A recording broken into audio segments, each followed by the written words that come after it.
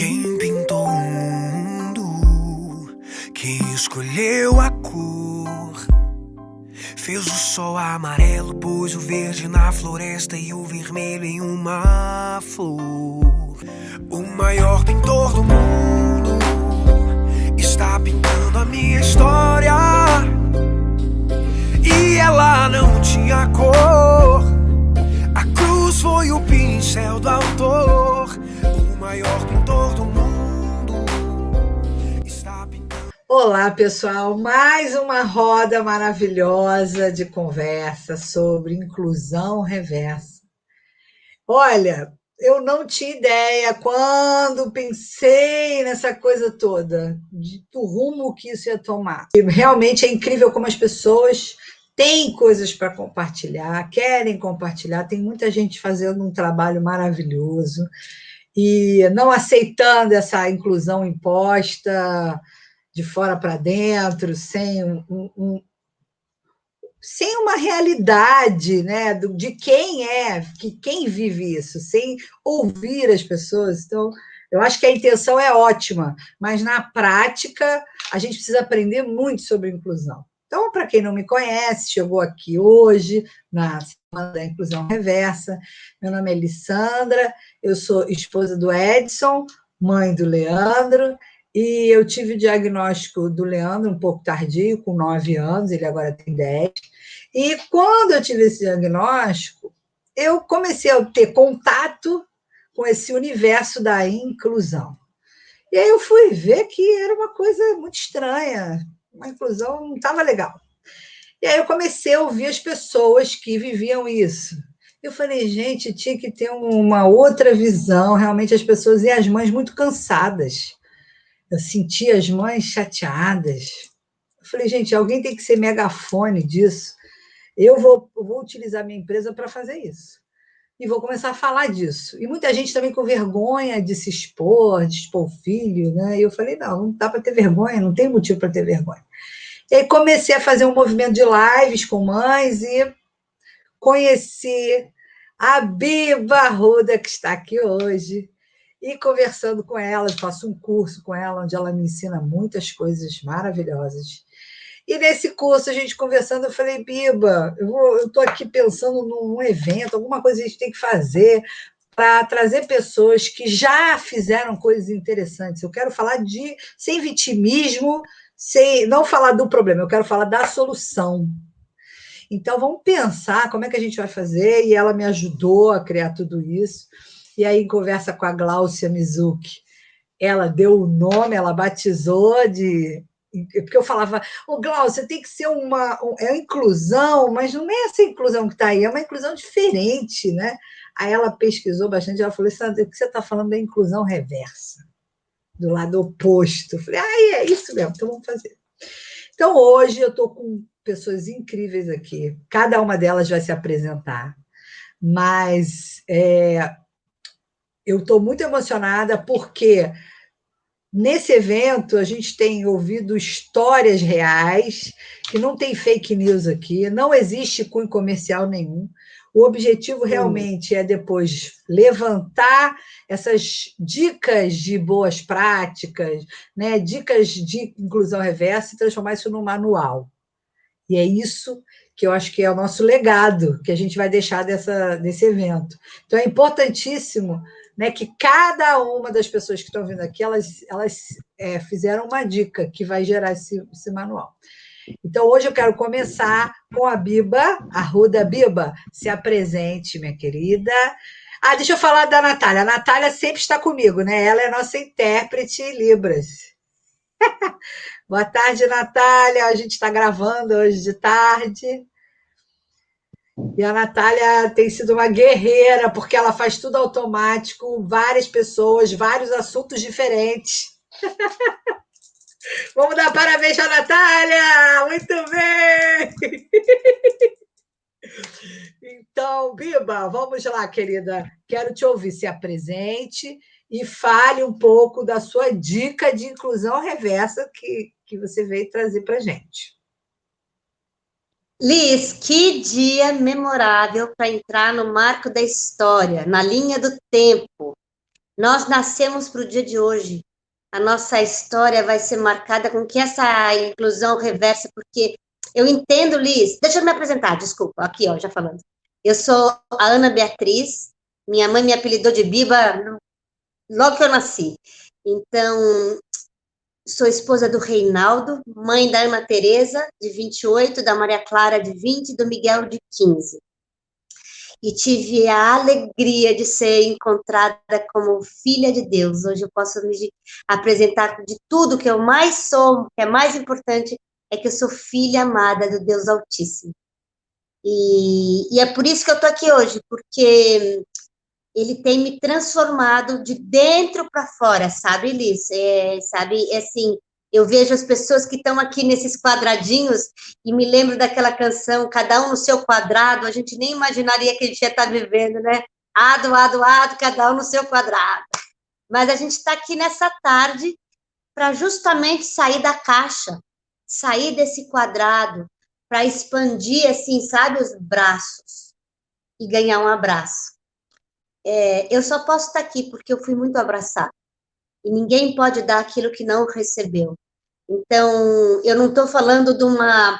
meu filho tem 15 anos e ele é um filho da promessa.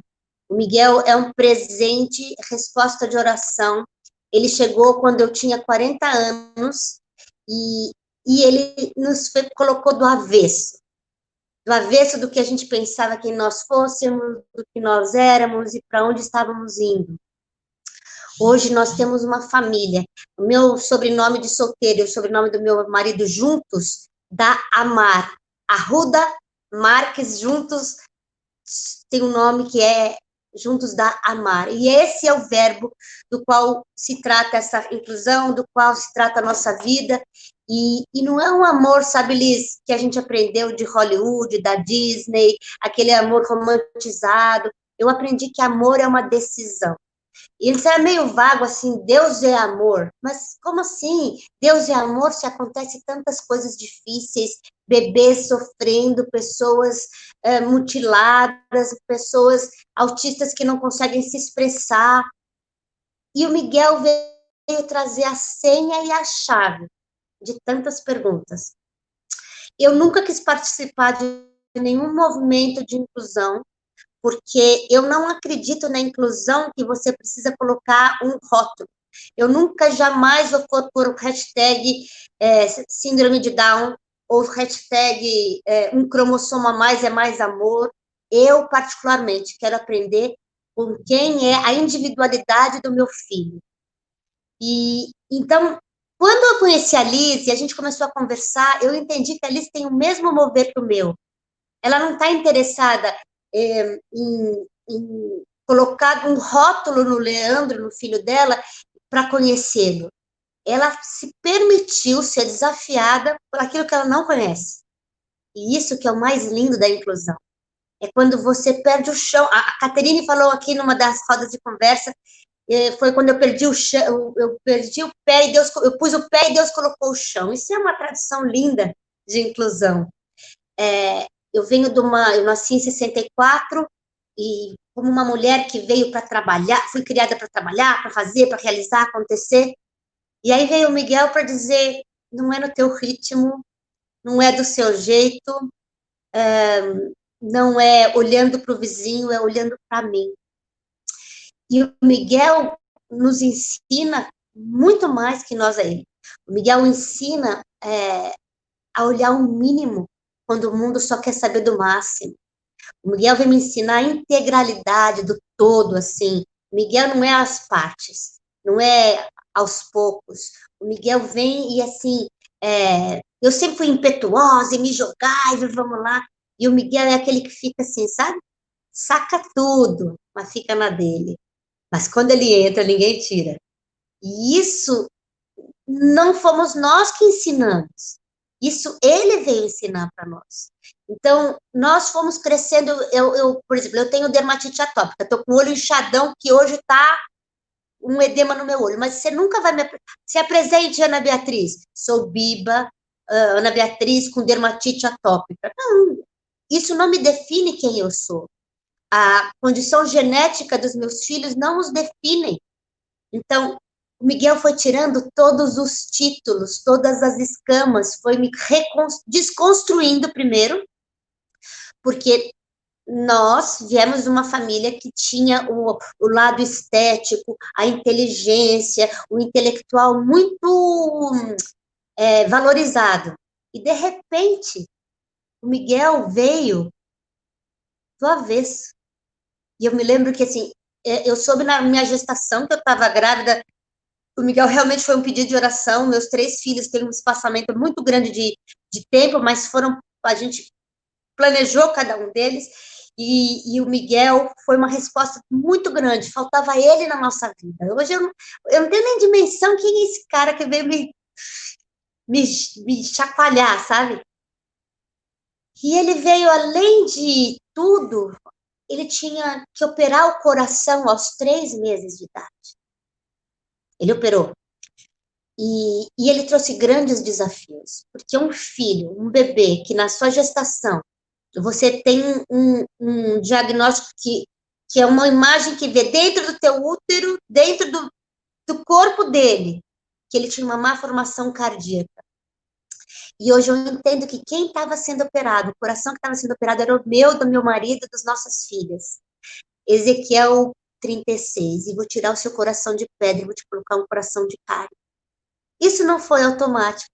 Isso não foi acender e apagar a luz, como tudo que eu queria na minha vida. Pá, pronto. E vai, e faz.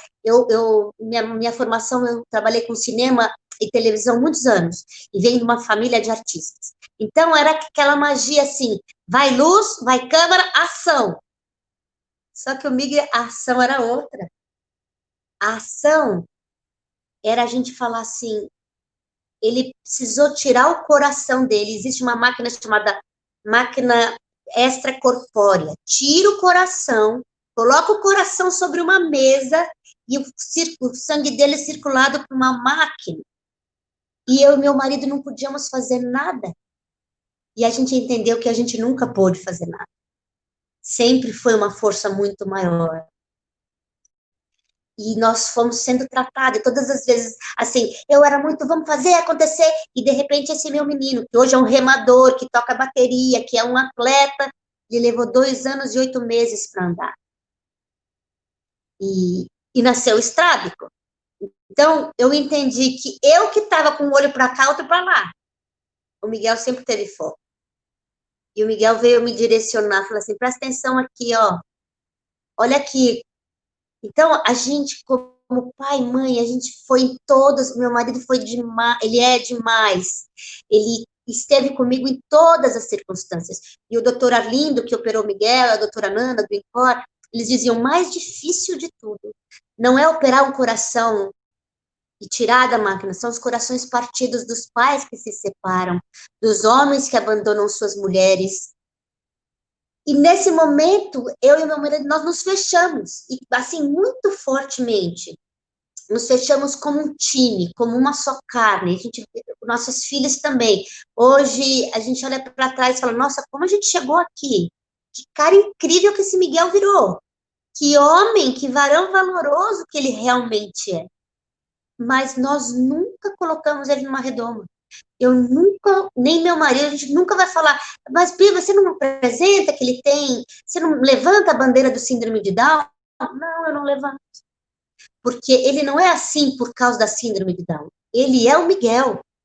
A condição, o diagnóstico dele não define a individualidade dele. E ele tem a potencialidade que Deus o formou e o criou. E a gente foi crescendo na educação, nos desafios, a gente estava dentro de um consultório de fisioterapia, vendo ele aprender a andar, né? Porque tem hipotonia que fica mais molinho, então engatinha, você precisa de estímulo para engatinhar, para virar, então ele tinha mais dificuldades porque ele tinha da visão, tinha do coração, e em 3 meses, na época que os bebês estão aprendendo a girar, ele estava entubado. Ele não fez uma cirurgia, ele fez 2 em 30 dias. Aquilo foi, meu Deus, dilacerante. E eu aprendi coisas que eu nunca vi na vida. Coisas assim, ir numa UTI, eu nunca tive na UTI na vida. E quando você vai na UTI, você reconhece, você reconhece a fragilidade humana, de que realmente nós não somos nada. Então, e uma das coisas mais lindas das nossas experiências da UTI, é um período que hoje eu tenho com muita gratidão. Na UTI, eu encontrei mães que me ensinaram grandes coisas. Uma delas foi falar assim, eu queria muito amamentar o Miguel, muito, muito, muito, muito. E eu tive a oportunidade dele nascer e poder ir para casa, engordar e mamar no peito, até ficar pronto para a cirurgia. Minhas filhas mamaram 1 ano e meio cada uma. Eu falei, eu quero amamentar o Miguel. Isso é importante para ele. Aí, as mamadas todas, a gente tinha que produzir leite, dependendo do diagnóstico difícil, o leite é produzido na mente e no coração, né? E eu falei, nossa, só se eu ficar de ponta cabeça agora para sair uma gota de leite depois dessa notícia tão dilacerante. Aí uma mãe falava assim, não, ó, fica quietinha, bebe mais água. Então, eu conheci ajuda mútua de mulheres e de coisas no seu estado de vulnerabilidade, de fraqueza. E aí o meu médico dizia assim, olha, não pode ter infecção cruzada, você não pode ir de um leito para o outro. E aí eu fui aprender, nossa, você tem que aprender a olhar para o teu com respeito do próximo. Então, o período da UTI para mim foi riquíssimo, eu olho para trás com muita gratidão, e o Miguel conseguiu mamar até 1 ano e meio. E eu entendi uma coisa, assim, se eu já amava a amamentação, que não é uma coisa fácil, não é natural no começo, Jesus Cristo fez o milagre de transformar água em vinho. E na amamentação, Jesus Cristo no seu corpo transforma com todas as impurezas que você tem, com toda a humanidade, ele transforma sangue vermelho em leite branco. E o Miguel me deu a chance de ser um filho da maturidade que eu estava pronta para olhar outras coisas. Então, eu espero aqui, Liz, que cada pessoa que nos escute entenda da individualidade de cada ser. Cada mãe é uma mãe. Eu não tenho nada, eu amei a fala da Caterine, eu jamais quero ser vista como mãe especial. Aquela monte de falas, te deram um anjo porque você é um anjo, isso não condiz com a realidade. Eu sou aquele projeto que Deus quis que eu fosse. Eu quero me tornar a ser quem eu sou. E com isso, assim, eu sempre fui muito apaixonada por educação e busquei, e era envolvidíssima com construtivismo, aí Deus foi direcionando a minha vida, fui parar na educação por princípio. Não fui eu que procurei. E a educação por princípio, na vida do Miguel, foi muito maravilhosa, porque educação por princípio são os 7 princípios do caráter de Cristo. E eu entendi a educação como eu nunca tinha entendido. Para mim, educação... Hoje eu olho para trás e eu tenho tanta vontade de falar com as mulheres que pensam como eu penso, como eu pensava, pelo simples fato de não conhecer ou não saber. E nesse caminho, eu tô pegando essa curva da educação, entre tantas coisas lindas que eu preciso falar, porque eu preciso falar dessa moça que está aqui nesse quadradinho, ó, chamada Priscila. Quando eu fui para educação por princípio, e a Bianca Parisi, eu era uma mãe, assim, querendo fazer, nossa, e agora, como que vai ser? E ela me adotou e falou, deixa eu te mostrar, te conhecer. E ela realmente me incluiu. Ela me colocou dentro, ela foi me explicar. E me convidou para um congresso de educação de escolas cristãs da ICEP. Ela pagou o meu curso. E na época que a gente não tinha condição zero de pagar. Além de tudo, teve uma mudança de vida muito grande. E aí, eu fiquei tão maravilhada com tudo aquilo que eu vi, que eu falei, meu Deus, é isso que eu quero para o Miguel para sempre. E a gente mergulhou nisso. Só que num dado caminho, por mais que amassem o Miguel, por mais que estivessem completamente envolvidos com a conversão da minha casa toda, a minha família toda se converteu na escola, por uma porta de escola, de 5, somos 4 batizados, falta uma filha primogênita, que muito em breve descerá nas águas. Mas a educação, por princípio, chegou no momento que eu falei assim, olha, tudo que eu estou aprendendo, o Miguel é único. Eu não posso ter ele numa sala de aula. com mais tantas crianças, com tantos universos. E aquilo era muito difícil, porque eu falei assim, nossa, mas se isso é tão maravilhoso, eu tenho esse chamado de tirar ele e levar ele para estudar em casa, eu nem estou pronta, eu nem sei se é homeschool, eu nem sei como isso funciona. E eu conheci a Pri e o André. E assim, a partir de 2012, 2013 em diante, até o ano passado, eu sempre fui voluntária da ECEP. Então, no começo, eu sempre tive muita honra de usar um coletinho daqueles azuis, sabe? Aquelas... Posso ajudar? Apoio. Que honra! Era vestir aquele colete, hein, Pri? E eu vesti o colete, era que nem vestir o céu, porque eu ia ajudar os professores. Para mim, professor tem patamar de herói. E eu falava assim, é aqui que eles ficam nas férias, todos reunidos, mais de 900 professores, aprendendo a aprender para ensinar. Era uma coisa, assim, surpreendente. E o Miguel, a senha disso. A Maria Clara estudou nessa escola também, mas ela já tinha ido para o ensino médio e estava só o Miguel. E aí eu tive o chamado específico do homeschool. Só que eu estava tão dividida, eu não me sentia capaz, eu não ia dar conta, não porque o Miguel tivesse qualquer necessidade especial, não. A questão não era o Miguel. O Miguel é o rio que corre solto para o mar. O Miguel é o que corre para o abraço. Era eu e o Reinaldo. Como é que a gente vai saber? Deixa eu contar. Eu fiz tantas coisas, escrevi tantos livros, mas eu nem formada sou na faculdade. Eu não tenho. Eu tenho cursos profissionalizantes na Parsons School de Nova York, mas eu não tenho um diploma reconhecido no Brasil. Então, eu falei, como é que eu vou ser uma professora? E aí eu encontrei a Pri. E a Pri me deu o que sintetiza essa inclusão reversa. Ela me abraçou. Não é que eu fosse íntima da Priscila. A Priscila mal sabia quem eu era. Só que o nosso espírito, o nosso coração, sabe o que é abraço? É quando fica coração com coração, assim, sabe? E aí eu estava correndo com o meu coletinho azul lá naquele grande escola Inspire, e aí é uma escola muito grande, onde estava sendo o congresso da ECEP, e tinha uma praça com uma palavra escrito vida enorme atrás da gente.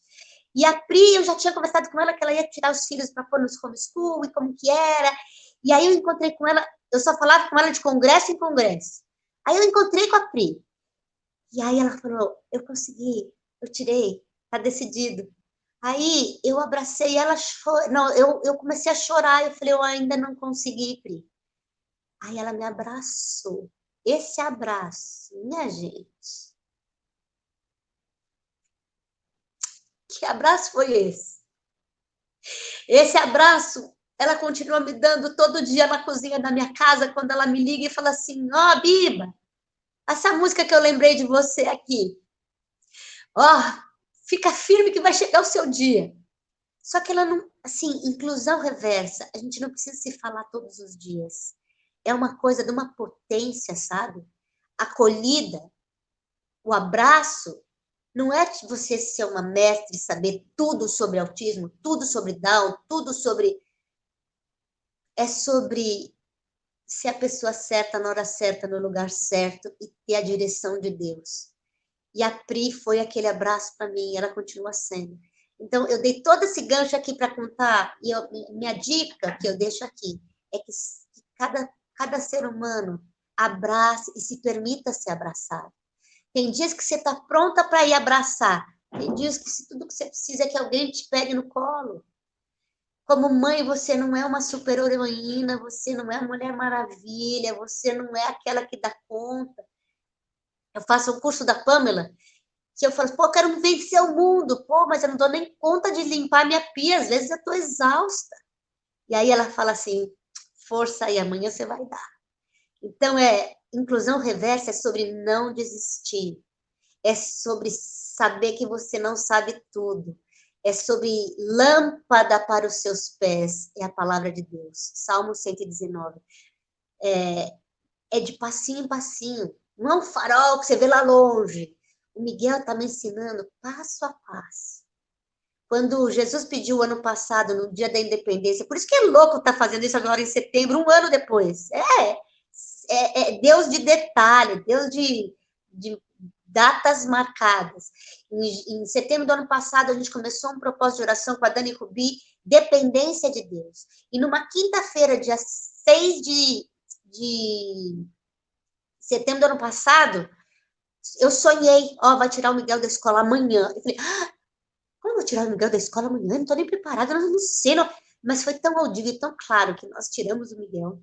Não, eu falei, Jesus, isso é muito forte. Só se eu falei, mas Senhor, é eu vou emoção, acatar que o Miguel vai para uma escola e nós vamos tirá-lo da escola do CRE, que a gente ama, que a gente é acolhido, que nós somos tratados e cuidados. Senhor, se o senhor disser que está pronto, então diga pela boca do meu marido. E aí, na sexta-feira, meu marido chegou de tarde da escola, do trabalho, mais cedo. Aí veio minhas duas filhas em casa. Parecia uma reunião marcada, minha gente. E não era uma sexta-feira de trabalho normal, não tinha pandemia, não tinha nada. Cada um no seu quadrado, né? Aí meu marido, do nada, falou assim, tá na hora do Miguel vir estudar em casa. Eu falei, porque tem que ter concordância. Eu jamais poderia fazer isso sozinho. Era eu e ele e eu. E eu falei, e vamos começar por onde, Senhor? Aí a gente ligou para a Dani Rubi. A Dani falou, pronto, já começou, bora. A gente orou. Aí Jesus falou assim, você vai começar do começo, Gênesis. Eu falei, beleza. Eu 3 meses li Gênesis 1. E o princípio... Eu precisava aprender Gênesis. Meu marido precisava. Aí lá tinha a geografia, aí lá tinha a história, aí lá tinha... E no princípio, era o tempo. E aí, eu falava assim, eu preciso contar isso para a Pri. A Pri, eu preciso dar aquele abraço na Pri de novo. Eu preciso contar que eu consegui. Ela está escutando isso com detalhe agora. A gente se falou em algumas vezes, ela mandou alguns recados, mas eu estou tendo a honra de contar para essa mulher que me abraçou aqui, para todo mundo junto. Então, a minha grande dica é que cada pessoa vai ter um tempo. O Miguel veio me ensinar sobre tempo. Às vezes eu vou andando rápido e ele fala assim, calma, mãe. O tempo, o temporal, ele ainda não confunde. Que dia é hoje? Ontem, hoje, amanhã não é tão claro para ele. Mas ele tem uma noção de percepção, de timing, que eu não tinha. O que eu vi ele e o Lelê fazendo, ali tinha timing. Ele não atravessa. Ele sabe esperar. Quem não sabe sou eu. Então, quem está ensinando mais? Ele a mim ou nós a ele? Sei dizer que Jesus continua falando em parábolas, em metáforas. Então, ele nos deu filhos, nos deu casamento para entender o amor, ousado e louco amor dele por nós. Então, eu quero agradecer muito, Liz, a tua presença, o teu entusiasmo na etimologia da palavra é cheia de fogo, teus lábios pintados de vermelho, a tua gargalhada, o teu amor, a tua paixão, fez isso acontecer. E eu quero dizer que é uma honra estar aqui com essas mulheres, que eu quero muito escutar, muito aprender, e é uma honra, Pri, poder retribuir esse abraço e dizer muito obrigada mesmo, porque muitas vezes eu te servi como apoio de colete azul, e nessa última congresso você deu uma aula sobre oralidade.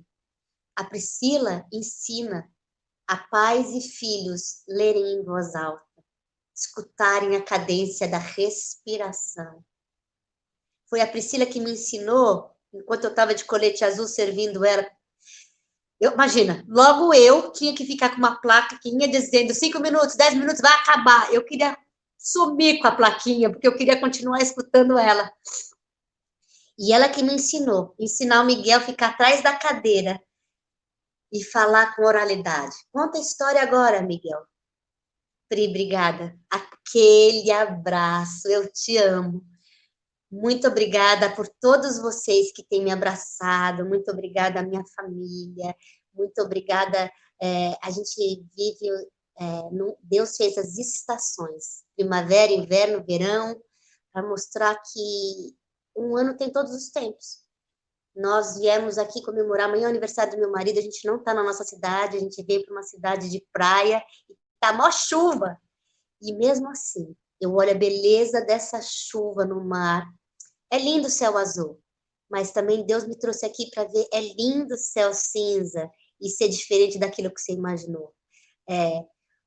Nós não vivemos o luto com Miguel, nós vivemos acorda, presta atenção, levanta, diga ao povo que marche, anda aí, mesmo que demore 2 anos e 8 meses para andar. Muito obrigada. Gente, que sensacional, viu? Que encontro, que encontro! Então, agora não posso deixar, né? Tem que ser a Priscila. Priscila, você vai ter que falar para a gente da onde vem essa sua capacidade de acolhimento, que é verdadeira, não só com a Bíblia, mas comigo também. Quando eu te conheci, você uma pessoa que realmente o olhar dela já abraça, né? Não precisa falar nada, você fica muda, só de olhar para você, ela já está te abraçando. Porque hoje em dia as pessoas estão precisando aprender, e esse aqui é o objetivo. Né? Então, você compartilha com a gente como que você aprendeu isso, de onde que vem isso, para ver se dá para, por osmose, o povo pegar. Não é verdade? Sim. O difícil é conseguir falar agora.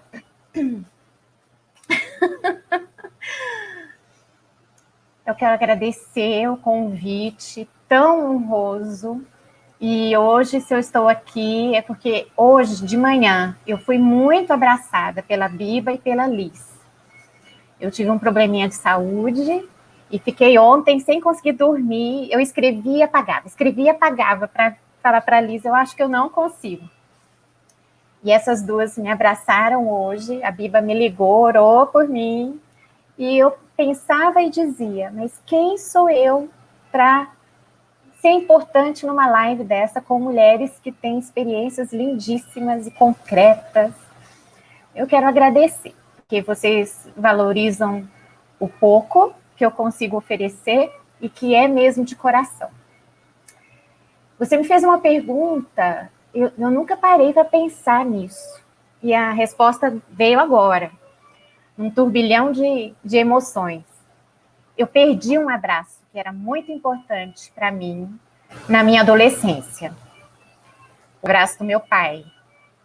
E aí tudo que eu pensava que eu fosse, porque o que ele era não era mais,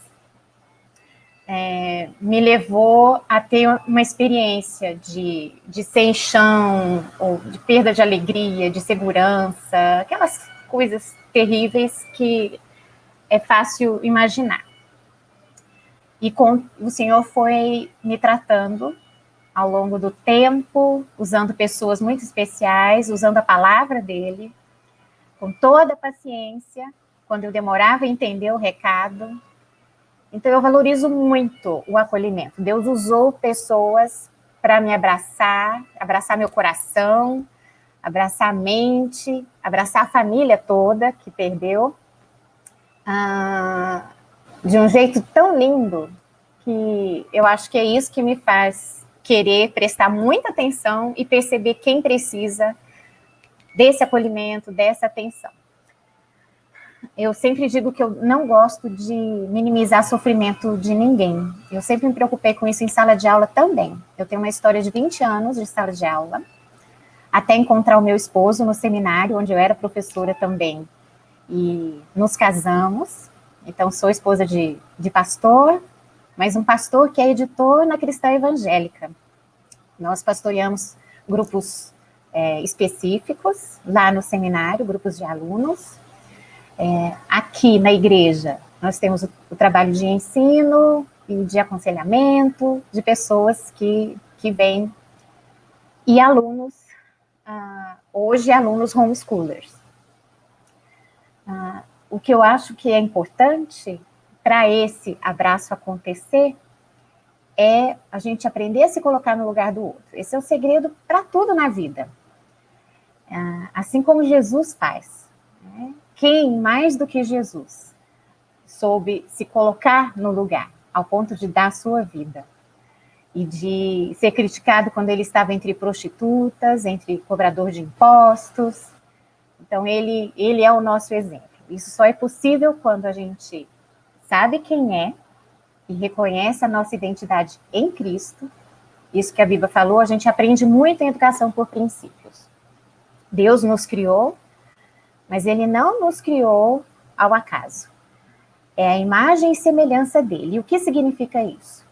Que nós todos carregamos dentro de nós a digital de Deus e toda a potencialidade de desenvolvermos o caráter de Cristo.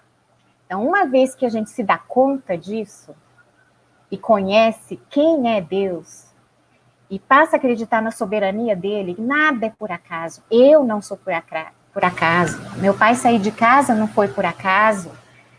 É uma segurança que nada mais pode dar.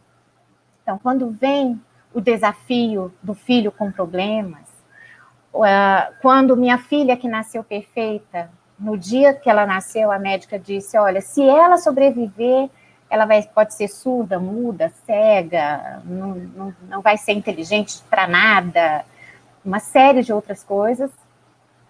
E aí Deus fala, não, eu escolhi a Poliana para vocês, e a Poliana é minha. E tá aí, perfeita, linda, maravilhosa. Mas nós temos outros desafios. Por exemplo, ela sofreu um bullying muito severo numa escola cristã, porque ela não aceitava certas coisas, não participava daquilo que era errado, não tinha celular, não tinha WhatsApp. E isso provocou nela uma ferida tão profunda. É um tipo de deficiência, né, muito séria, deficiência da autoestima. Então, eu sei que vocês já falaram disso, e inclusão todos nós precisamos. Né, de aceitação, e de carinho, e de acolhimento, todos nós precisamos. A exclusão também existe, não só em relação a questões específicas. Eu posso ser excluída por um olhar, por uma crítica, uma cobrança indevida, uma injustiça e tantas outras coisas. Então, o que a gente trouxe de educação por princípios, como a Biba, é um novo jeito de olhar para nós mesmos e olhar para os nossos. E foi a educação por princípios que nos trouxe para o homeschooling. Porque mesmo participando dos treinamentos, fazendo curso, ensinando outros, e aí o craque aqui de casa é o André, tá, gente? Ele é o capacitador, ele é meu professor.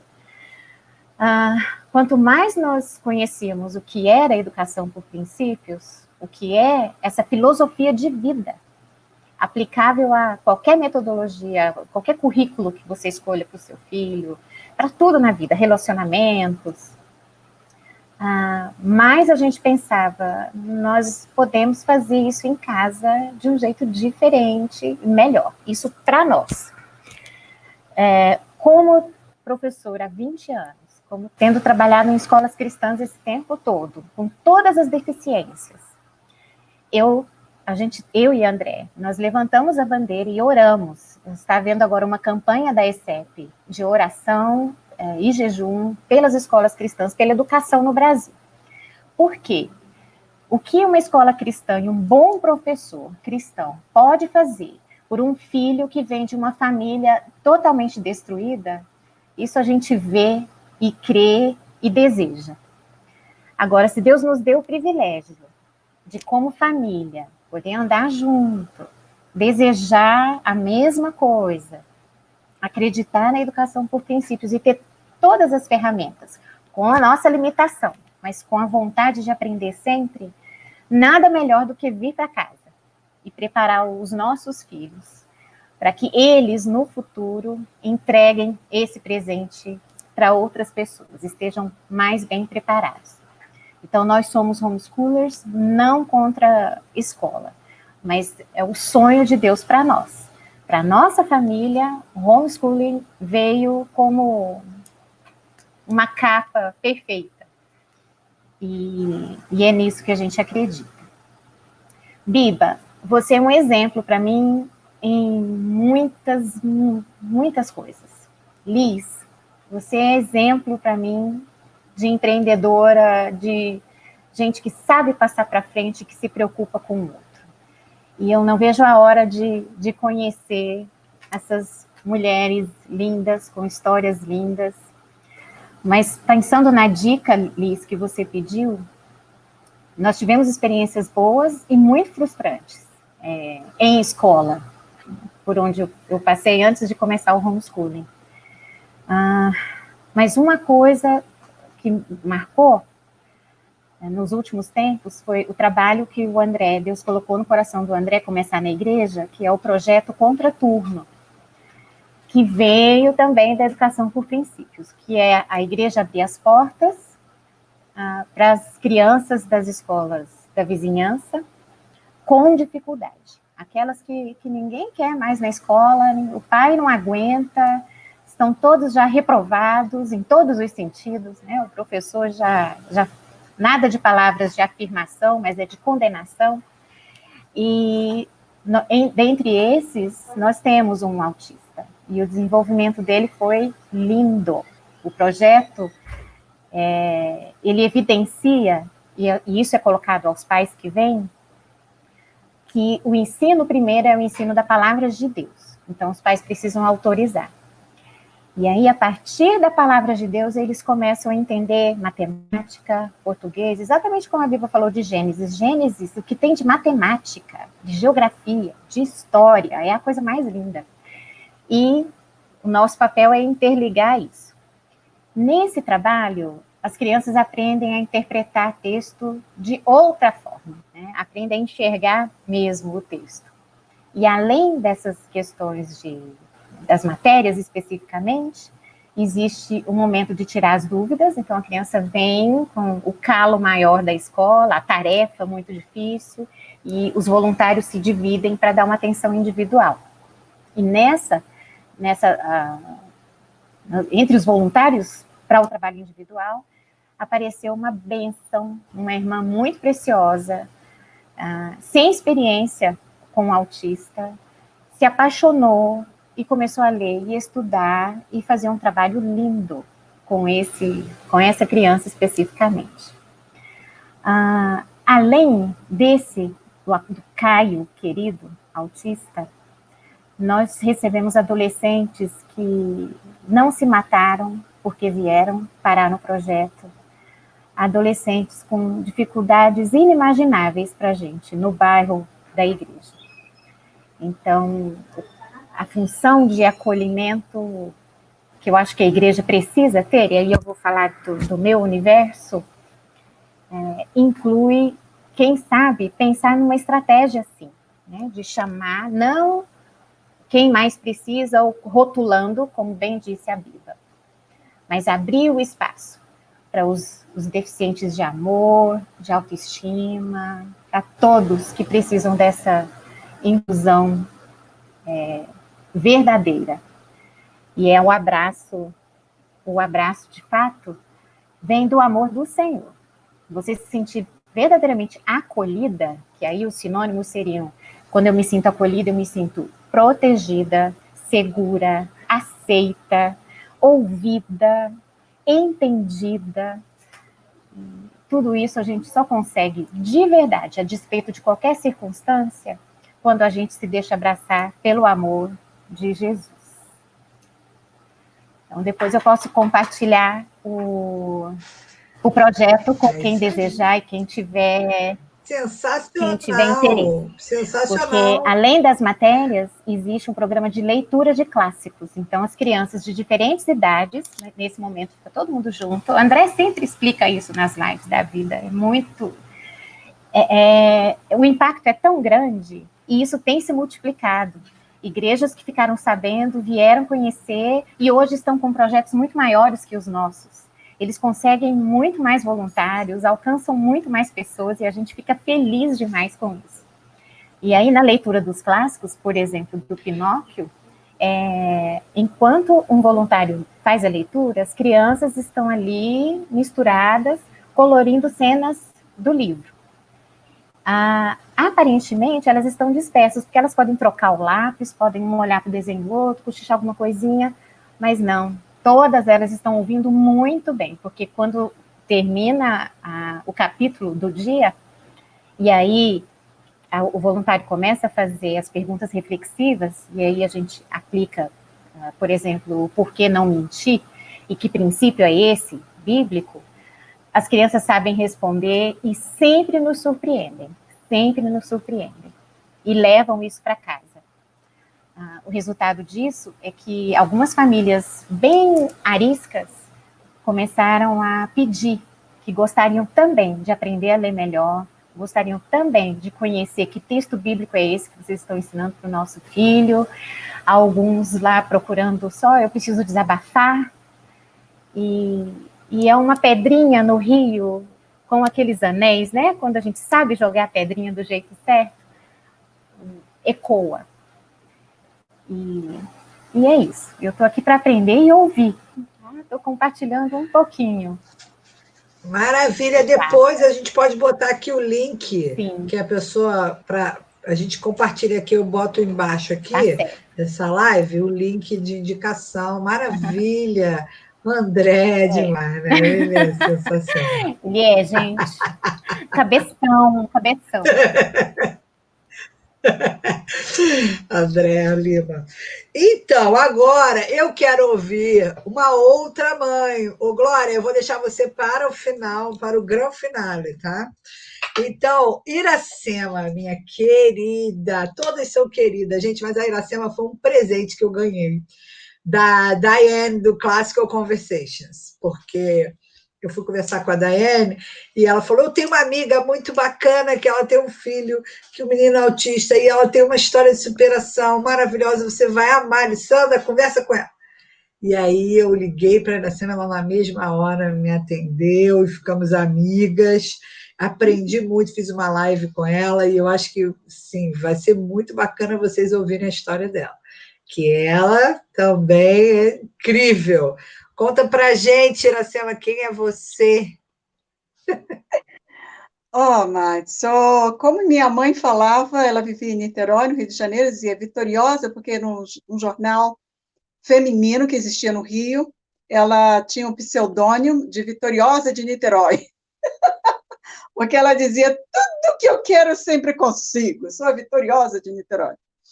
Bem, meu nome é Iracema e descobri, não faz muito tempo, talvez 2 anos, que meu nome, o significado do meu nome. Sempre pensei que era Virgem dos Lábios de Mel, ou que era Lábios de Mel. Depois eu vivi no Paraguai e encontrei outros Iracema, disseram que era um nome Guarani, e queria dizer barulho das águas. Mas eu falei, não, eu vou ler o livro de Iracema outra vez. E tinha uma edição nova. E acabei sabendo que o meu nome queria dizer América. É um jogo de letras. 7 letras, e a palavra América, que José de Alencar usou e o botou, transformou para o nome de Iracema e fez a história. Bem, por que eu estou dizendo isso no princípio? Porque América, essa palavra me tem pintado a minha vida. América. Por quê? Quando eu conhecia o Senhor, eu estava num acampamento que havia muitos americanos, norte-americanos, e aí eu me converti. Me casei com um norte-americano e fui viver na América do Norte. Então, a América tem sido, meus professores no IBER, que era uma escola no Instituto Bíblico que tinha no Rio, também era todo americanos. Então, americanos viveram na minha vida todo o tempo. Meus filhos todos nasceram nos Estados Unidos, né? E são americanos também, brasileiros, meio a meio. Mas chegou a época em que eu tinha apenas uma filha, eu casei com os 27 anos, o Steven, que é o meu filho com autismo, não é autista, tem autismo, eu gosto disso. A diferença de falar assim, meu filho é autista. Não, Meu filho é Steven, mas ele tem autismo. A gente não fala, meu filho diabético. Não, é meu filho que tem diabetes, não? Então, eu tive a minha filha com 29, o outro filho com 27, não, peraí, fazendo errado, 37, e o Steven nasceu quando eu tinha quase 40 anos. Ele agora tem 31 anos. E Steven foi desejado, planejado. Eu, quando tive a minha primeira filha, eu não queria ter mais filho, porque foi horrível, os 9 meses, horrível, a hora de nascer, e eu falei, nunca mais eu quero saber de ter filho, jamais. E também eu tinha que trabalhar lá nos Estados Unidos, enquanto meu marido estava terminando o doutorado e tudo isso, e eu trabalhava. E ela tinha que ficar numa como se chama? Creche, né? Ainda se chama creche no Brasil, né? Então, eu falei, não, eu só tenho filho também quando eu não posso mais trabalhar, não preciso mais trabalhar, fico em casa. E planejei os 2 filhos até o mês que eu queria para meus pais poderem vir, porque eu estudei muito, porque com a Júlia foi um acidente. Eu estava casada há 2 anos e meio, pensava que ela ia vir depois de 5 anos, mas veio antes. E no dia que ele nasceu, eu tinha uma amiga que sempre ficou comigo, ela é enfermeira, sempre ficou comigo na hora que eu estava tendo os filhos. E, de repente, o coração do Steven parece que parou, e ela falou, Iracema, eu vou chamar agora mesmo a Jaqueline, que era minha sogra, e ela chamou a igreja e fez todo mundo orar, né, por mim. E o médico trouxe já a injeção para me dar uma anestesia, para poder fazer cesariana. Quando ele começou todo mundo a orar, o coração dele voltou. E aí eu não tive que fazer nada e teve parto normal, saiu lindo, rosado, não saiu azul nem nada. Perfeito. Bem, para mim era um filho normal e tudo bem. Quando tinha 18 meses, nós estávamos, quando ele fez 1 ano, estávamos nos Estados Unidos ainda, morando lá, mas fomos assignados para ser missionários no Uruguai. E nós mesmos tínhamos escolhido o Uruguai. Fomos ao Uruguai, ficamos lá 15 anos. Mas no Uruguai, ele tinha já 1 ano e 8 meses, ele parou de falar, falou de comer, do jeito que eu comia, de brincar, tudo assim, da noite para o dia. E eu não entendia, porque ele já tinha vocabulário de uma criança de mais de 1 ano e meio, ele já sabia brincar e comia de tudo, normal. E eu pensei, que passou com essa criança? Teve algum trauma, porque eu deixava ele com uma babá, ia sair para aprender o espanhol, no primeiro ano que eu estava lá, como missionária. E ele continuou mudando, até que um dia eu consegui falar com uma psicóloga, e a psicóloga me disse que eu era uma mãe fria e que precisava, eu e meu marido, fazer uma terapia familiar para ajudar Steven. E eu achei aquilo ridículo, porque eu sabia que a gente era os pais perfeitos para o Steven e amávamos ele muito, isso era ridículo. Então, nunca mais voltei ali. Mas o Steven continuou cada vez pior. Mas eu sempre fui uma mãe muito exigente, porque eu aprendi a educar meus filhos com a minha sogra. Ela tinha uma creche na casa, 10 crianças, e era de bebê até 4 anos. Então, as crianças eram sumamente disciplinadas desde os 6 meses. Se as crianças choravam, ela deixava chorar por talvez 3, 4 dias, até que acostumar que chorou não se perde, não levanta, né? Então, era muito rígida, meu marido também com os filhos, porque era a educação que eu recebi e dei para eles. Então, eu eduquei o Steven com toda vez que ele fazia pirraça e eu não dava o que ele queria, disciplinava ele e não sabia que era coisa do autismo. Mesmo que ele não falava, porque ele não falou até quase 5 anos, mais ou menos 4 anos foi quando ele começou a falar, mas falar, eu quero dizer, ecolalia, porque não era uma conversa, era somente ecolalia. E eu tive uma senhora uma amiga que veio na minha casa, ficou 3 dias comigo, fez um filme do Steven, mandou para os Estados Unidos, e eles disseram, traz esse menino imediatamente para cá. E meu marido foi, porque eu tinha os outros dois, fiquei em casa com os outros dois, e lá nos Estados Unidos, na Universidade de São Francisco, ele foi diagnosticado. E com o diagnóstico, o meu esposo comprou muitos livros, muitos vídeos, nessa época existia vídeos, e eu aprendi a ensinar a ele em casa. Aí, os outros dois filhos já faziam homeschool, mas eu aprendi, então, a ensinar o meu filho em casa. E o que aconteceu foi algo maravilhoso para mim, porque eu conheci uma escola pequenininha, e nessa escola eu podia mandar uma moça com ele para ensinar a ele. Aqui está meu marido, acabou de chegar das compras. Boa tarde. Estamos aqui um live. No live. E eu mandei ele para o live, a louça, live, o chão. Enquanto que eu estou live, ela manda em mim. Tchau, amor. Você vai precisar do seu escritório? Não, né? Não, querida. Okay. Agora eu vou me colocar de Teresa, assim, guardando as compras. E lava tudo muito bem. Sim, eu vou fazer, eu vou. Mas eu não sabia o que era autismo, ele foi diagnosticado, meu marido também não sabia o que era autismo, mesmo tendo um doutorado, e eu tinha também curso de linguística, sabia, e não conseguia entender o que tinha meu filho, mas quando recebemos o diagnóstico de autismo, então, eu levei um choque, meu marido também, eu digo que me levou pelo menos 8 meses para que eu pudesse entender que eu estava de luto e sair do luto.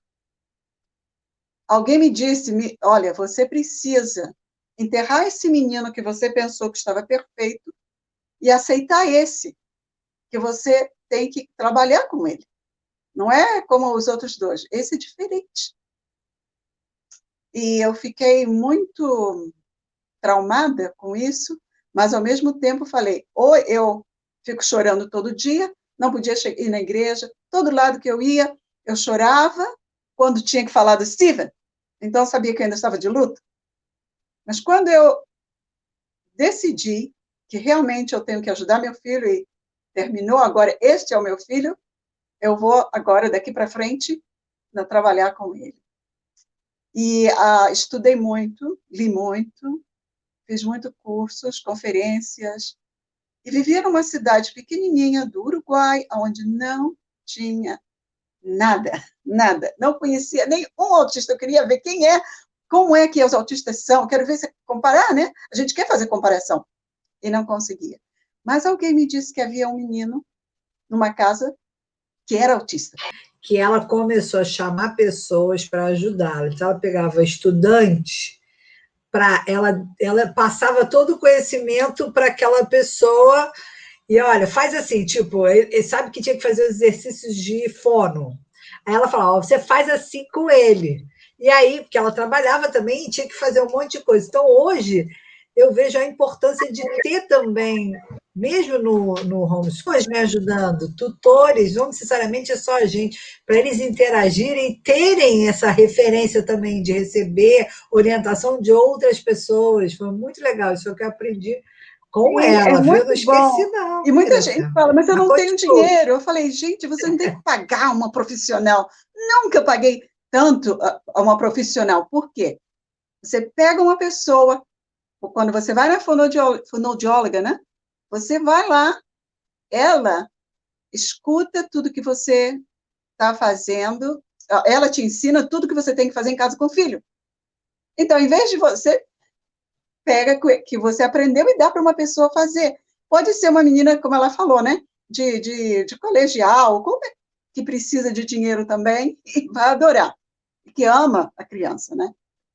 Assim é bom. Mas eu botei o Steve numa escola pequenininha, eu procurei muito na cidade. A cidade era pequena, e do interior do Uruguai.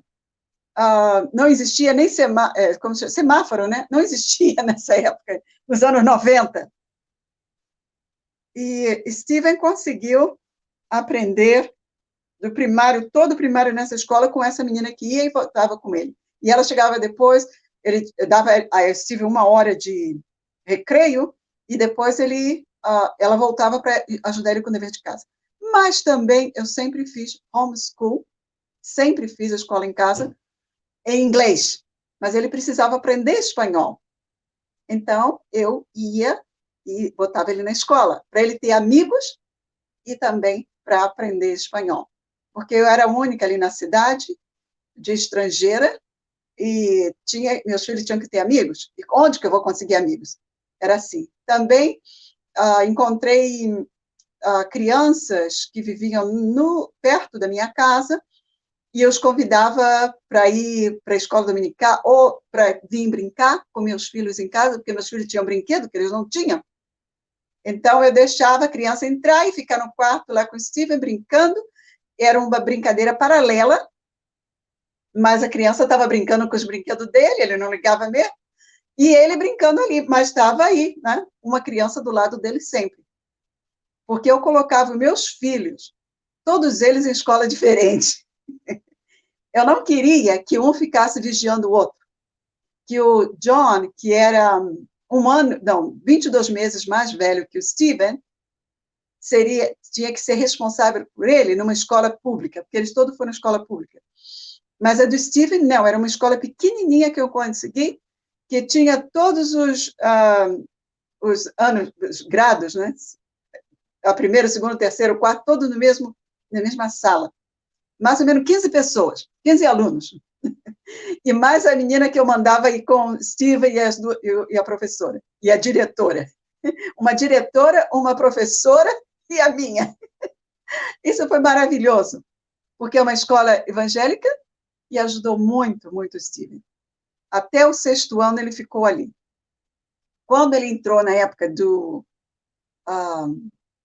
high school, que é o já colegial, não sei como se chama no Brasil, antes era liceu, aí então ele saiu da escola de língua de espanhol, porque ele já sabia falar espanhol e tudo, porque ele aprendi muito como ensinar a criança a falar que não sabia falar. Isso foi um curso que eu fiz no Canadá. E o curso que eu fiz no Canadá se chama Facilitated Communication, que é que hoje em dia todo mundo usa computador para escrever o que quer com o dedo, mas nessa época não existia esse laptop, nada disso, né, nem celular. Então eu usava um tableiro, que se chama, uma tábua assim, com o alfabeto e com os números.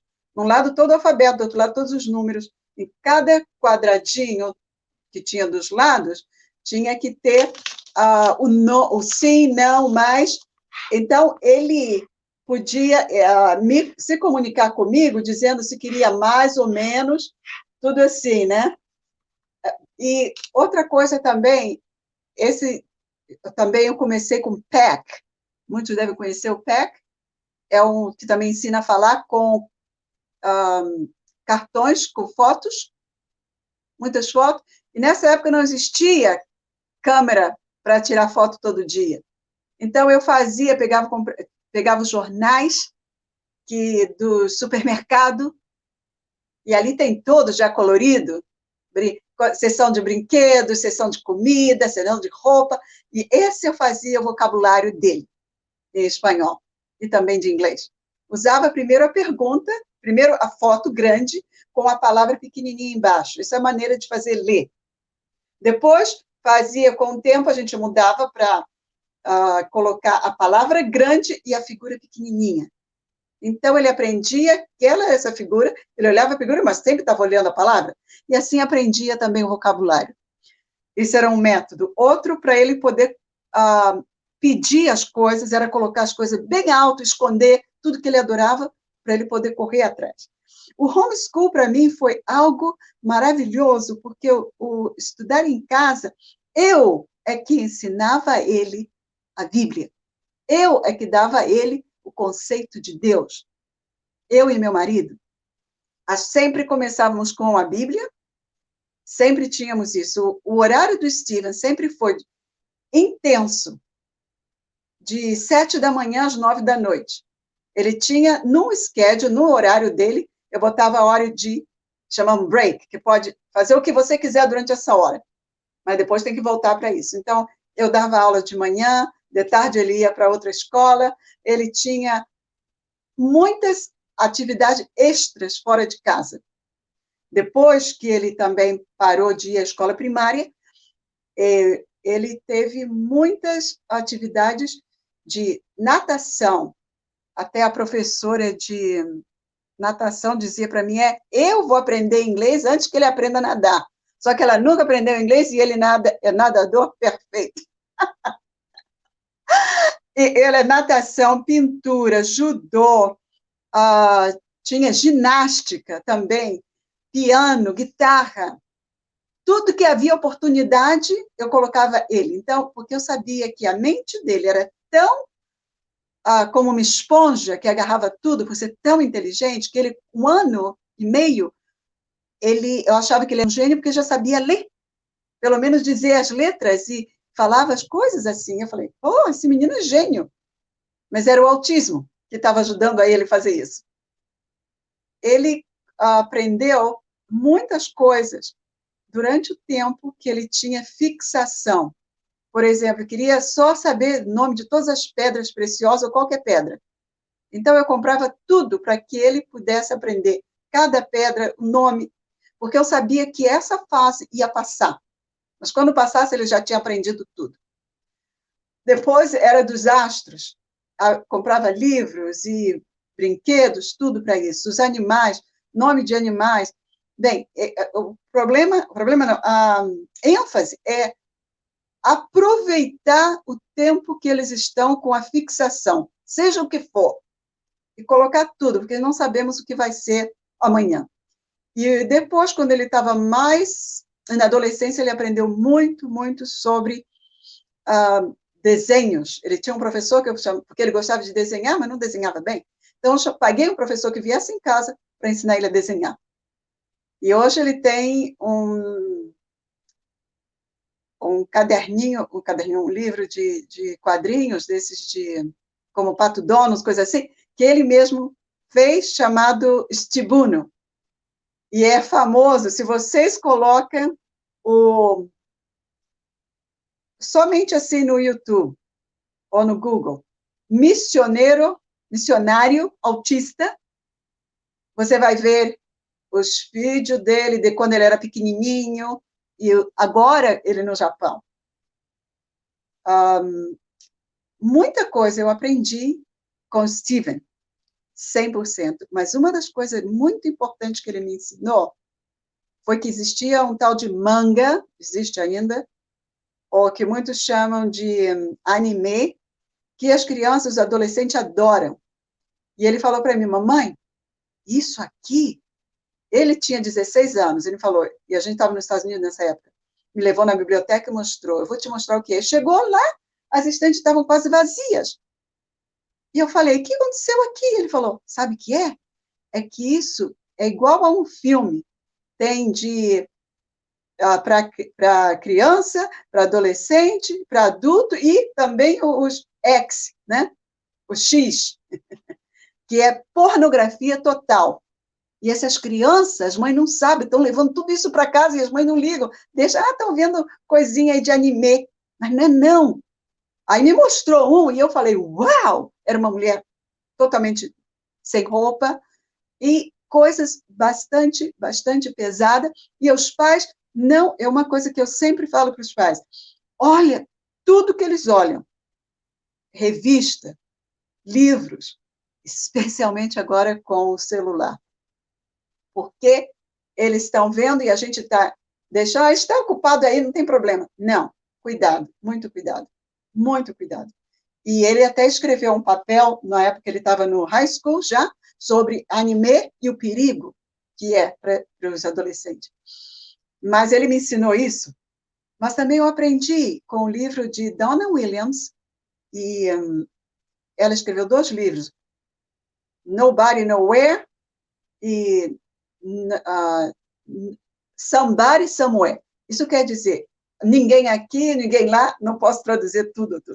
Mas ela escrevia nesse livro algo que todos os pais de autistas ou de Asperger, tem que saber. Essas crianças sempre pegam personalidades dos seus heróis e nunca usam a sua própria personalidade. Eles usam cores para definir pessoas. Eu sempre pergunto, Steven, fulano que você conheceu, que cor é? Aí ele fala amarelo, verde ou vermelho. Então, com essas 3 cores, e também azul.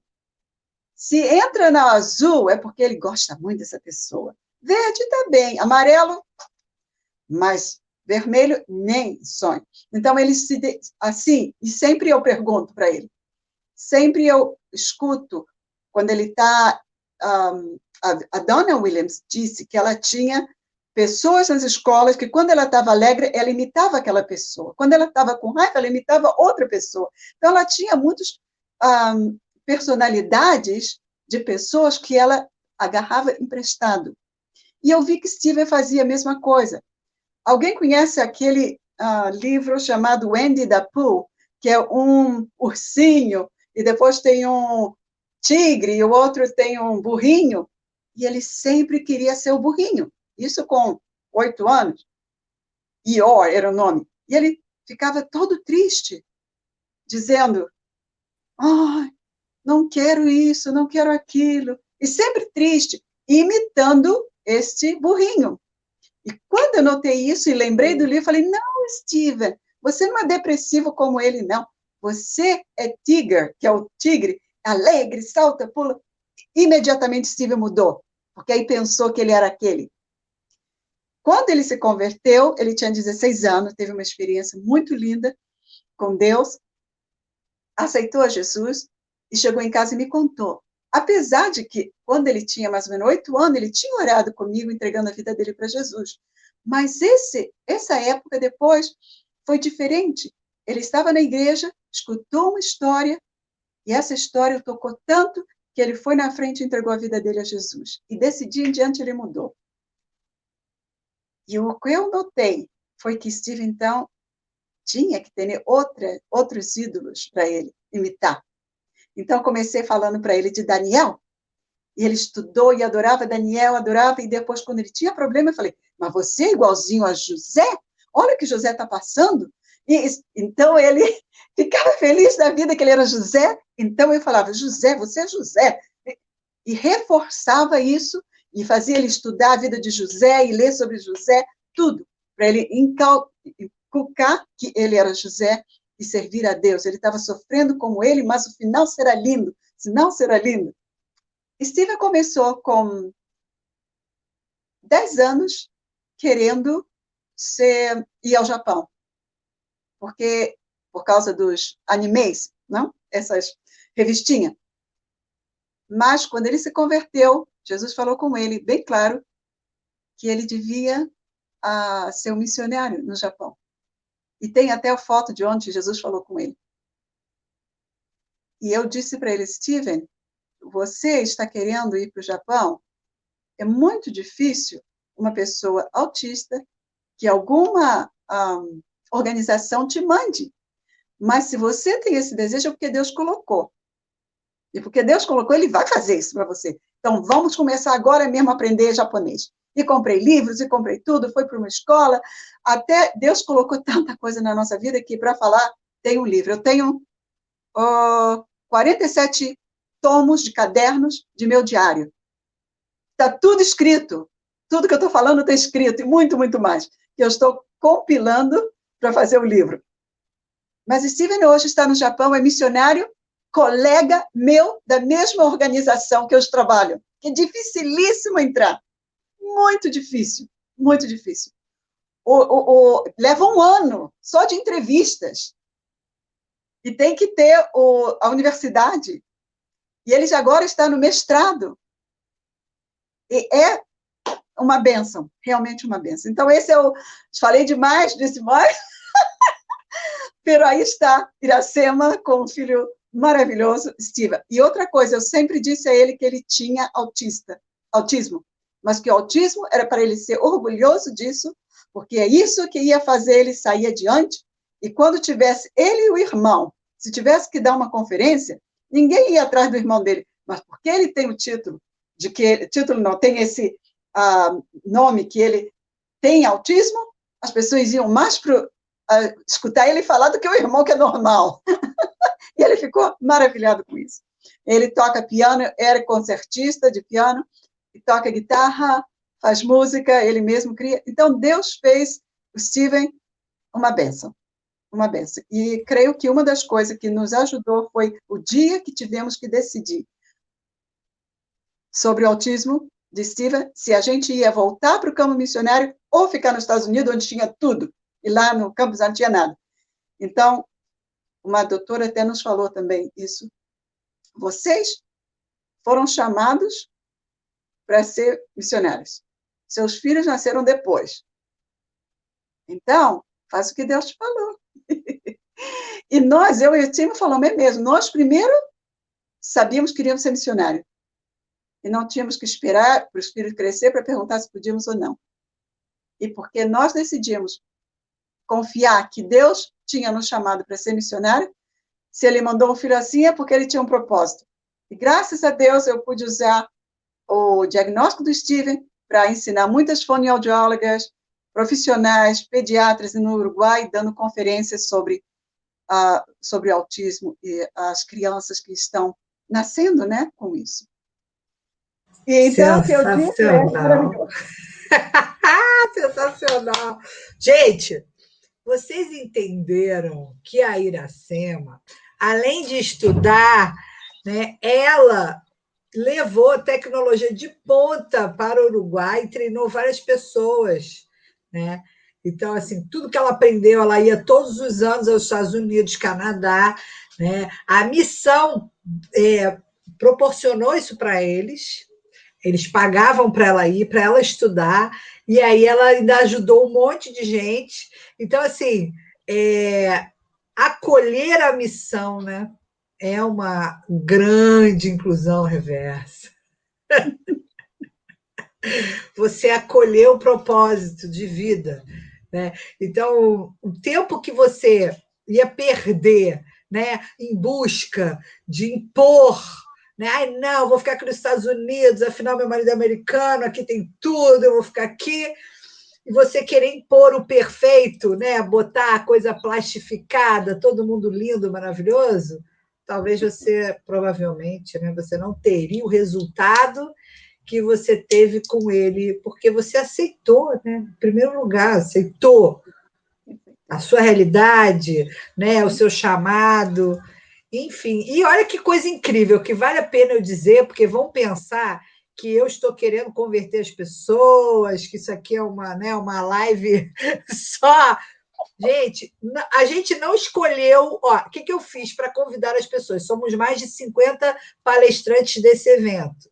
Eu lancei as datas e falei que dia que você pode.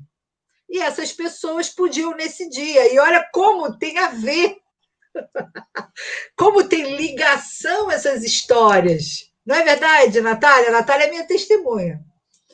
É assim. Outro dia eu chamei a Mari, que vocês têm que assistir. Ela teve uma questão de saúde, ela perdeu os dedos das mãos e os 2 pés. E que pessoa incrível, maravilhosa. E aí, justamente com ela, foi uma fisioterapeuta e ela conseguiu agradecer a toda a equipe de fisioterapia dela naquela live, em nome daquela menina que estava ali. Ela falou: olha, Elaine, receba toda a minha gratidão. Então, assim, está tudo sendo orquestrado, né, para que as pessoas certas estejam nas rotas certas e trocando. Então, olha, Iracema, do fundo do meu coração, eu quero te agradecer por você ter essa generosidade de falar com a gente. Eu sei que ela trabalha muito, ela está no meio aí desses trabalhos todos de missão. Eu quero que ela, já falei para ela que ela não pode deixar de lado esse projeto do livro, que é sensacional, não é verdade? Tem que apresentar você. Olha, ontem eu estava olhando, porque eu estou corrigindo, porque está todo. Eu fiz de português, tive um trabalho terrível, 3 meses traduzindo para o inglês, e deixei porque eu não consegui ninguém que fizesse como eu queria.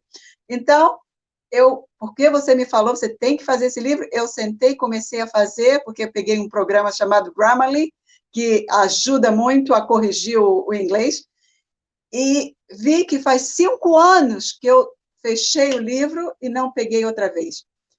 E abrindo de novo, limpando tudo, falei, não, pelo menos eu vou limpar tudo para quando eu tiver que dar para alguém já está limpo, pelo menos é só redatar do jeito que deve ser. Tem mais de 250 páginas, mas eu tenho que fazer algo pequenininho. Mas então eu tenho que limpar muito. Sensacional. Então, eu fico feliz. Quando ela Tá pro falou André para mim, Lima, né? Elis, exatamente, com certeza, o André Lima. Quando ela tiver com isso pronto, que ela me mandar, eu vou mandar para o André. Quem sabe a editora deles, que já tem toda uma estrutura, porque quando eu conversei com ela, eu falei, olha, eu sou uma editora, eu posso te ajudar, vamos fazer. Mas a minha expertise não é edição. A do André eu vou te indicar para ele, vai ser maravilhoso. Deixa eu falar uma coisa, Liz. Vale. Pergunta para a Pri, ela é professora do quê? Pergunta para a Pri. De inglês? Inglês e português. Uau! Então você vai entender a mente. Sou revisora e tradutora. Vai ser uma honra. Uma honra. Oh, que lindo, que lindo, que lindo. Não, eu estou trabalhando todo dia. Eu posso escrever o prefácio, tá bom?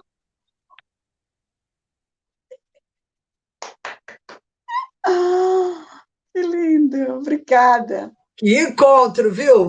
Ai, tô toda arrepiada. Nossa, mas Iracema, quando ela falou que parou de escrever, que estava. Né, eu falei, não, tem muita gente precisando ouvir essa história, né, de superação, é uma coisa real. Né? A gente está com poucas referências de coisas boas, de coisas sérias, precisamos de boas referências. E a sua história é linda, tem que ser contada, Iracema. Sim. Então, nós vamos providenciar isso, tá? Eu vou passar o telefone da Priscila para você, o seu para a Priscila, e Biba também, a Biba é escritora também, vai te ajudar. Olha que maravilha. Lindo isso, gente. Agora eu vou falar com a Glória. Vamos falar com a Glória, que a Glória, ela tem um trabalho... Quem me indicou a Glória foi o pessoal da editora Cristã, né? Eu falei com o André Lima, André, você tem alguém que está fazendo trabalho, né, de inclusão, tem histórias de inclusão positivas, né, reais, verdadeiras. E apresentar o André. Ó, ele que vai ser seu editor. Fica aí, André, fica aí, André. Iracema, testemunho lindo. Olha a Glória ali. A Glória vai falar agora. E aí o André indicou a Glória. Então, Glória, fale de você, quem é você, me conte mais. Eu estou impactada diante de tantas mulheres gigantes, mulheres que têm sido levantadas por Deus, né? E têm recebido a força do Senhor para labutar essa vida, né, que Deus tem colocado, esse desafio que Deus tem colocado diante de vocês. Meu nome é Glória, eu sou missionária da Igreja Cristã Evangélica, tenho dado um apoio com relação a trabalhos, a materiais de inclusão, que a editora Cristã Evangélica está pensando nesse novo momento, né, que nós precisamos da mídia. Então, eu estou trabalhando nesse sentido, pensando mais no grupo da comunidade, a comunidade surda. E quando eu aceitei a Jesus, eu vi que foi justamente o que a Priscila falou no início, que ele deu a sua vida por mim. Ele foi por uma cruz que eu não suportaria estar. E prova de amor. E quando eu recebi esse convite e me sinto muito honrada de estar aqui com vocês, diante de vocês, porque eu sou casada com um pastor, tenho 2 filhos, um que já é pastor e o outro está indo pelo mesmo caminho, e tenho 3 netos. O neto mais velho já se decidiu por ser missionário também. Então, a família é missionária, né? E isso é um motivo de muita alegria, de muito agradecimento, gratidão a Deus, porque a gente sabe que vida missionária traz certas dificuldades que a gente pensa assim, não, meu filho vai ser um membro normal, que vai para a igreja, né? Mas, na verdade, Deus é bondoso, é maravilhoso e tem chamado todos nós para essa obra mais específica. E eu perguntava ao Senhor, o que o Senhor quer que eu faça? Onde eu posso ser útil? Eu quero servi-lo, né? E o Senhor me deu a 1 João 3,16, que diz que nisso conhecemos o amor, em que Cristo deu a vida por nós, e nós devemos dar a vida pelos nossos irmãos. Então, essa é a minha parte, dar a vida pelos nossos irmãos. Então, Deus me colocou num processo de preparo, de capacitação, de estudo, né, de formação. E dentro dessa formação, ele foi direcionando para essa comunidade surda. E eu achava assim, não, agora eu estou capacitado, eu tenho formação, agora eu vou ajudar. Mas que, na verdade, até hoje eu estou aprendendo. Até hoje eu aprendo com essa comunidade. E uma das situações que eu percebi que eu precisava desenvolver seria a empatia e a resiliência para lidar ou para poder fazer alguma coisa, que, na verdade, o que fazemos são passos de formiguinhas diante da realidade, diante da necessidade que está à nossa frente. E quando eu tive esse impacto, né, de dar a vida pelos nossos irmãos, que seja compartilhar a minha vida em favor de outro, que seria, no caso, a empatia, me colocar no lugar do outro.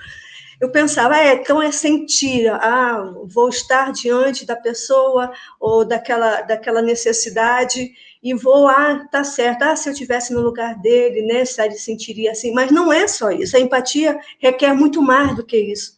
A empatia requer que você haja, não simplesmente sinta.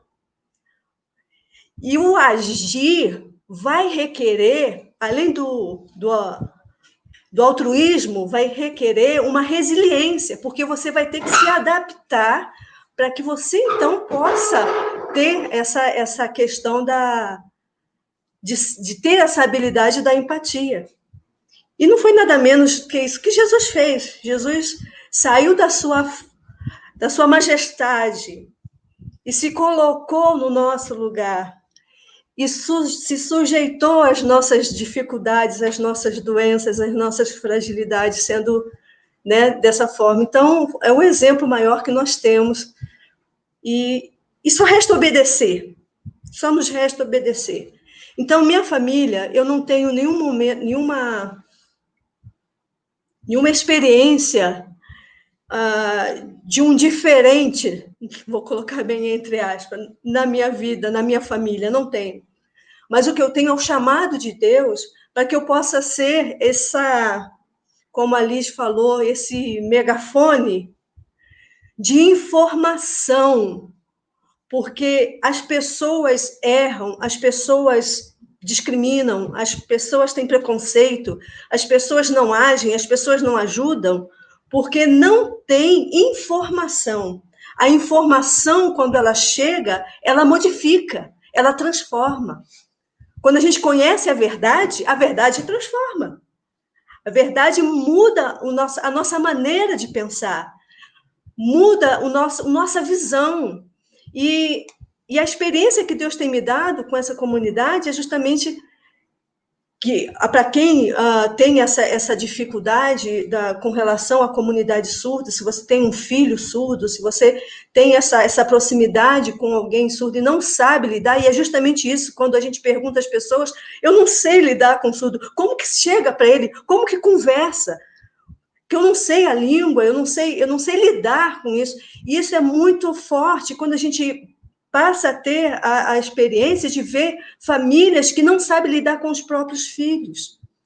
Tudo falta de informação, né? E quando se fala em inclusão reversa, quando a gente quer se colocar, né, no lugar, ao invés de deixar vir, mas entrar, é o que de dentro para fora, a gente vai um pouquinho mais para trás. Por que não existe essa inclusão que deveria ser algo maravilhoso, fabuloso, que não existe, que é uma inclusão que tem uma ação excludente? Então, nós temos que voltar um pouquinho, e me permite agora, eu estou mais me referindo à comunidade surda, que é a minha experiência, é a minha vivência. Então, a gente volta um pouquinho atrás e vê a representação social que esse grupo, ou que qualquer pessoa diferente tem diante de uma sociedade como a sociedade brasileira. O que foi feito, o que foi construído para que nós hoje pudéssemos olhar para uma determinada pessoa e excluí-lo, ou preconceituá-lo, ou discriminá-lo, porque a história conta o porquê, a história vem falando o porquê.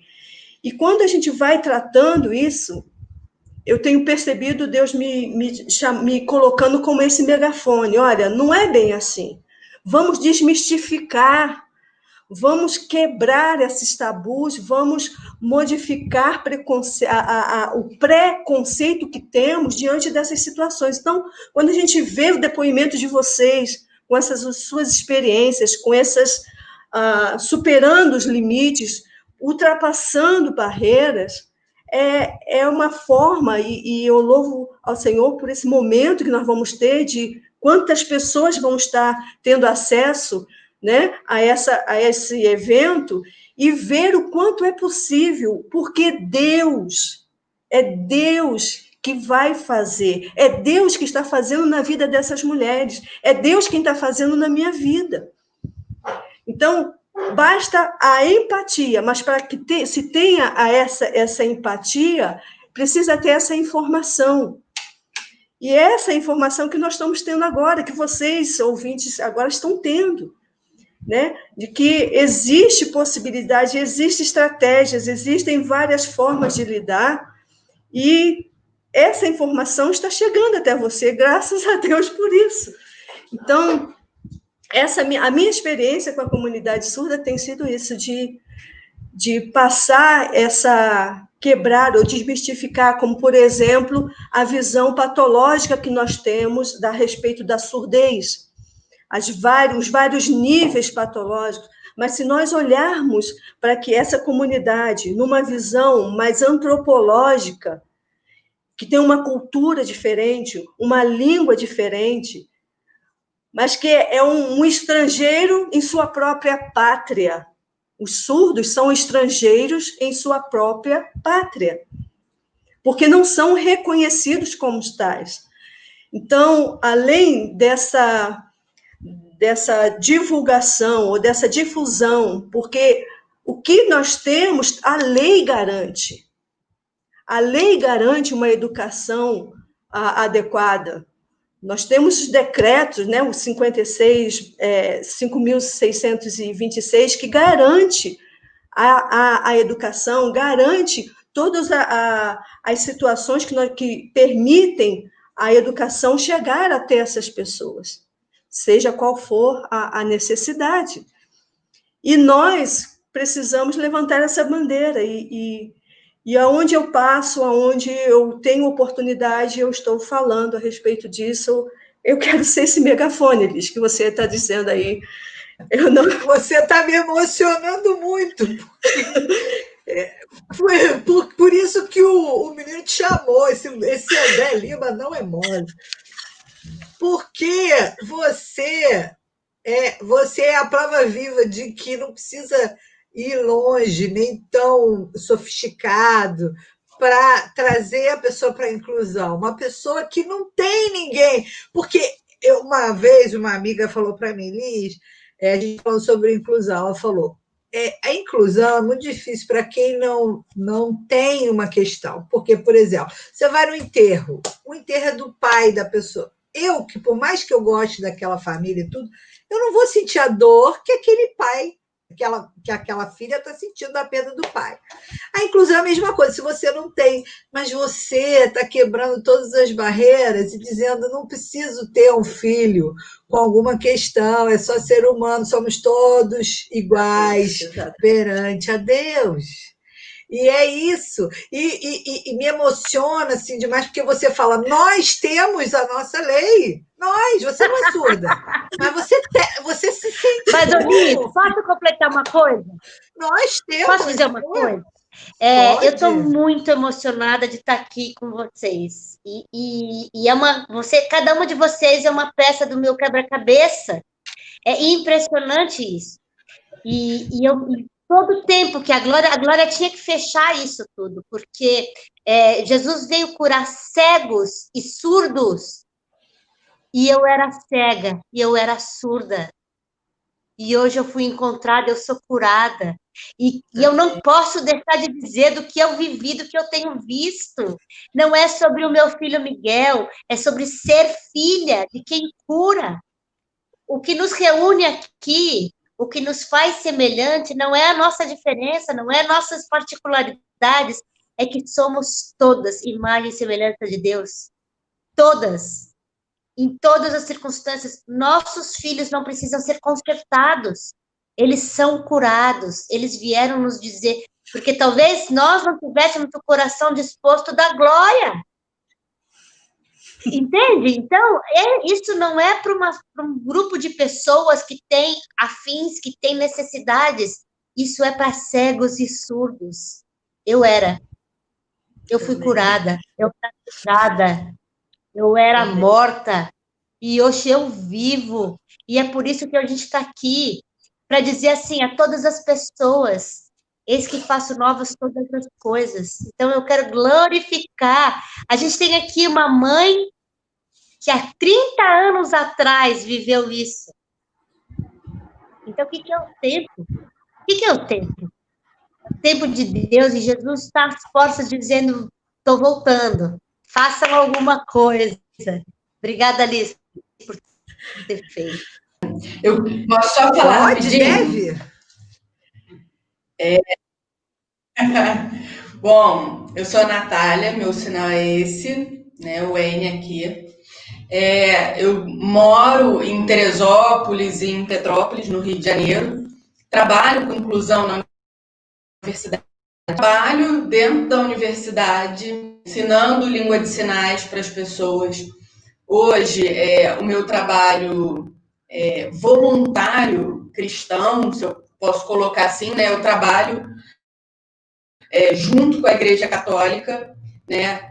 Eu participo, a minha família toda, muito religiosa, muito católica. A gente está sempre presente. E aqui, onde eu moro, a minha diocese, né? Eu pego Petrópolis, Teresópolis, Magé, Guapi, são cidades próximas, e de todas essas cidades, só eu faço esse trabalho na igreja. Então, é uma coisa que eu me sinto, eu também não tenho ninguém na família surdo, foi uma escolha minha, um desejo que Deus colocou no meu coração. E uma vez, o ano passado, em outubro do ano passado, eu fiz uma tradução que começou às 9 da manhã, às 8 da manhã, e eu fui o dia inteiro até às 9 da noite, sozinha, porque não tinha ninguém para me ajudar. Então, eu acho que esse trabalho que a gente faz, de levar Jesus, né, não importa como, né, de anunciar o Senhor, não importa de que maneira, né, em qual igreja, a gente anuncia para todos, né? E é o que eu tenho reforçado muito aqui, tanto na Igreja Católica quanto nas outras coisas. Olha, certo? mais um encontro. Eu preciso ir. Você, hein, Natália e Glória, vou te dar o telefone da Glória e vocês vão trocar. E olha que lindo, mais um encontro. E é verdade, a Natália falou, pode ir, Natália. A Natália falou, é verdade, ela se apaixonou por esse universo e trabalha com isso, é a mesma coisa. Permite que bom, vão todos se encontrar. Me permite só 30 segundinhos, só para terminar aqui a minha fala. Então, quando a gente fala de tratar dessa inclusão reversa, nós devemos pensar e também ter essa visão holística. Então, quando nós pensamos essa questão cognitiva, que Deus me deu oportunidade para estar trabalhando nessa área da educação, né? Tem a questão física, tem a questão emocional, né? E também tem a espiritual. E que Deus tem me incomodado muito nessa questão espiritual, e principalmente eu volto para o foco da comunidade surda, que Deus tem trabalhado com a gente e nos colocado no Ministério da Tradução da Bíblia para Libras. Então, esse é o trabalho que tem sido o carro-chefe do nosso ministério aqui. Então, a visão deve ser holística, a visão ela deve ser ampla nesse sentido. Não apenas olhar ao social, porque vai fazer o evento, aí o evento, vamos lá, todo mundo senta na cadeira e vamos fazer um futsal em cadeira de roda e tal. Não, essa inclusão não, ela é diária, ela é o dia a dia, ela é a rotina, né? Ela tem que estar nesse sentido aí de continuidade, né? Então, vamos pensar também nessa área espiritual, que precisa ser tratada também. Então, nesse sentido, a gente trabalha com a tradução da Bíblia em Libras, para que também esse grupo possa também ter acesso à palavra do Senhor. Muito obrigada por essa oportunidade, pelo convite. Amém. Olha, gente, a Iracema teve que sair, mas foi sensacional. Eu quero agradecer demais, Natália. Eu sei que você está aí num ritmo frenético. Meninas, Priscila, valeu, viu? Valeu, você tinha que estar aqui, minha querida. Bilba também viajando, mas incluiu a gente aí na sua viagem, maravilha. Eu agradeço demais, estou muito honrada e eu tenho certeza que a gente vai tocar muitos corações com essa live. Vai ser incrível, tá bom, gente? Um beijo. Fiquem com Deus. Tchau.